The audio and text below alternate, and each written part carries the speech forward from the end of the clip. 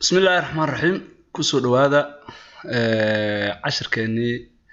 qaybaha maamulka buugi oo maamulka maareynta oo hadleynay ayaa insha Allah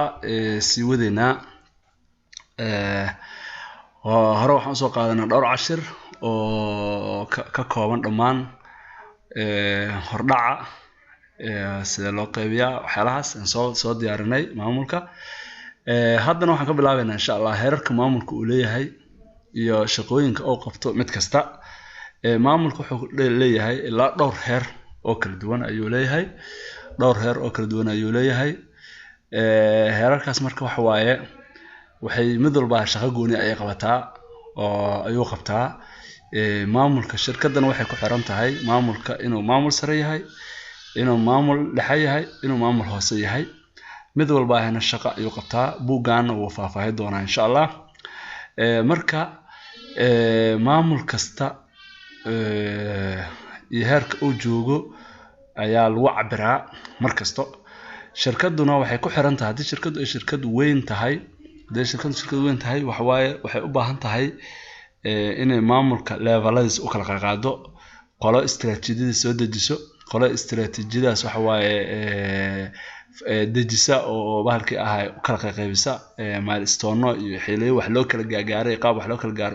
u qaybisa iyo qolo fulisa waay marka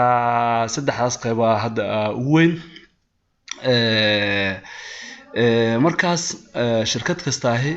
levelkaas ay leedahay waxaana ka rabaa inaan aan kala fahmo waxayna ku xiran tahay mar walba xaaladda sida la iskula fahmo ay ku xiran tahay waxaan rabnaa insha Allah haddii alla yiraahdo maamulka ahaan waxa u qaybsamaa saddex qaybood kaasoo mid walba uu qabto shaqo u gooni ah oo u jeedaan Soomaaliya macnaha shirkadda marka qayb kasta oo adiga uga jirto qaybtaas ay waxay leedahay in maamulku oo qaybtaas oo adiga kaaga aadi shaqo oo ku yiraahdo shaqadaas ka qabo shirkadda qaybta maamulka uga jirto qolada koowaad waxaan dhahnay waa qolada u sareysa waxa waaye siyaasadda ay dejiyaan insha Allah hoosna ku arki doonaa faahfaahintiisa siyaasadda marka ay dejiyaan qolada ku xigta oo qolada dhexe ah siyaasaddaas ay waxay ku sameeyaan way tarjumaan macnaha waxay u kala qaybiyaan sida loo kala gaari karo qaabkan 6 bilood intaan aan qabano 5 bilood intaan qabano qaabkaas ay u kala dejiyaan